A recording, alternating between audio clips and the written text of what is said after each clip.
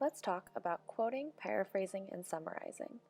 These are three things you'll be doing throughout college and beyond in both writing and speaking, so it's helpful to know what they are and how they differ from one another. First, let's look at quoting. A direct quote is an exact copy of words found in a source. So when you quote something, it means you copy it from the source exactly as you found it. This can be helpful when you're taking notes so you can accurately track information, ideas, and arguments as you learn.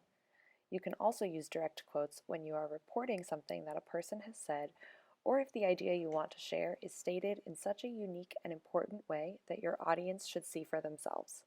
Be sure to always use quotation marks around any text that you copied directly from your source. Now let's talk about paraphrasing. This is when you restate a specific piece of information from a source in your own words. That last part is important. Restating a passage in your own words can help you understand and remember the material.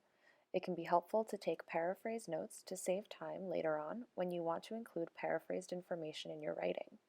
Plus, it helps show that you have a strong understanding of the information you're presenting.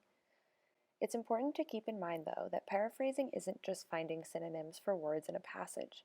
To paraphrase, you have to read and understand the information and present it in your own way. To avoid copying the text too closely, it helps to look away while you put the idea in your own words. One more thing, summarizing. Summarizing is when you make a short and concise statement of the main information and/or arguments in a source. Summaries document the purpose of a source and reference key reasons or pieces of evidence. As you research, keeping summaries of your sources handy can help you recall the significant ideas from each.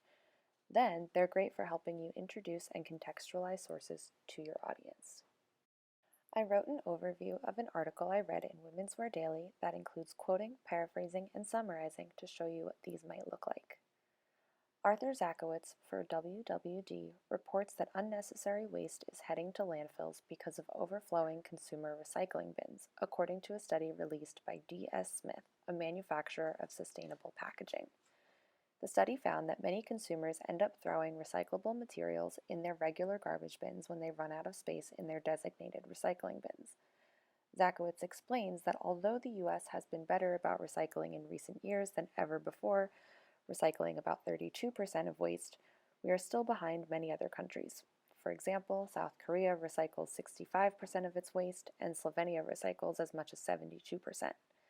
Zakowicz asserts that the results of D.S. Smith's study suggest that the welling of waste is partially due to the growth of online shopping during COVID-19, which created more waste for consumers to dispose of and will probably continue to increase as people continue to shop online. Note that this paragraph starts off with a general idea of what the article is about, summarizing, and then it gets more specific about the evidence and statistics the author uses to support it, which I've put into my own words, paraphrasing.